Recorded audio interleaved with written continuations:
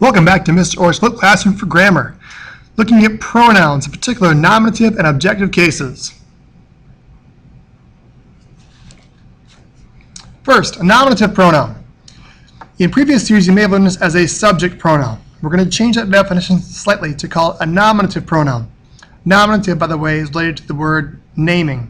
So it's a word that's used as the subject of a sentence or as a predicate nominative following a linking verb. Basically, it's the name form of a pronoun. Whereas the objective pronoun is going to be used as an object. That's direct object, indirect object, or object of a preposition. These terms might seem a little unfamiliar to you, but when you see the examples, trust me, they'll start to look a little more familiar. All right, nominative and objective case pronouns. On the left-hand side here, you see that they're grouped by singular and plural, and then first, second, and third person pronouns. If you haven't recalled going over pronouns in a while, first person has to do with, well, if you think of it as three circles that have the same center, kind of like a bullseye. That inner circle where you would stand, that's I, me, my, and mine. When I'm talking about myself individually, I'm in that closest circle. I can't get closer than myself. And if it's plural, that's me plus other people. So therefore, it's going to still be first person. Second person is one circle out from that center. That's you. You are close enough to me to hear me. I can see you, but you're still not who I am. You're not in that inner circle, but you're close. Second person. Third person. There's a barrier in between. There's distance. There's a gap. It's that third circle out. And that's going to be words like he, she, it, him, her, they, them, theirs, etc.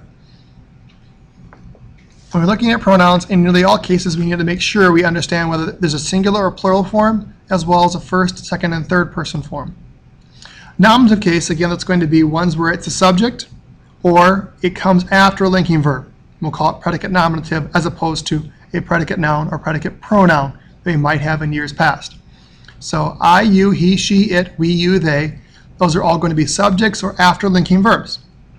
Whereas objective pronouns, me, you, him, her, it, us, you, them, those are going to follow an action verb, as in direct or indirect object, or follow a preposition, meaning the object of a preposition. If you need to pause this and have more time to go ahead and write these down and then listen to my explanation again, do so. Okay, how to tell the difference between nominative and objective case pronouns. First, we're going to find the verb. Not surprising, but we definitely need to start there. Second, we need to verify that the verb is linking our action. This might seem like an unusual or even pointless step since we're talking about pronouns, but trust me, if you want to tell the difference between nominative and objective pronouns, you have to know what kind of verb you're dealing with. Next, find all pronouns. That's not too hard because you have a list from the previous slides. If the pronoun comes before the verb, you use the nominative case. If the pronoun follows a linking verb, you still use a nominative case. Just be careful, if the pronoun follows a preposition, you use the objective case. And of course, if the pronoun follows an action verb, we're going to want to use objective case there as well. All right, choose the correct case for the pronouns in each of the following sentences. Aran and her are the best of friends. Okay, so we're looking at this sentence and we're going to find the verb is are, A-R-E. We're going to check that's a linking verb. Now we're going to find pronouns. Of all the words there, the only pronoun we have is her. Okay? If her comes before the verb, then we're going to treat it though her is going to be a subject form. Well, her is not subject. She is a subject form. Aran and she are the best of friends. You might say that sounds strange. Well, that might be because you're confusing a conjunction like and prepositions. To her, for her, with her, around her. Prepositions in front of her tell you that her is an object form that comes after the preposition. It's the object of the preposition. And she and her, and makes no difference. In this case here, it's Aran and she are the best of friends.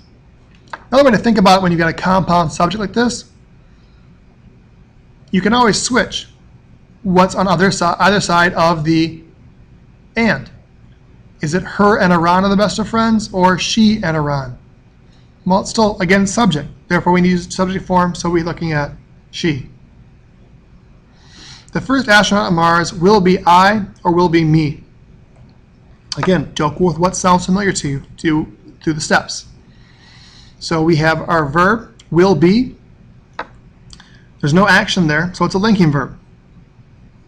Looking at the example here, I or me, it's coming after a linking verb. And based on our notes, the form that comes after the linking verb is going to be the nominative case. That's I. The first astronaut on Mars will be I. Sounds strange? Fine. But me only should be used after an action verb or after a preposition, neither of which apply in a sentence.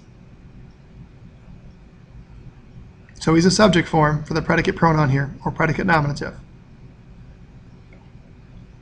All right. It's going to take some time. Follow through your steps and use your notes. You're not going to just know the answers on these, so take your time and ask lots of questions of your teacher if you have them. Good hunting.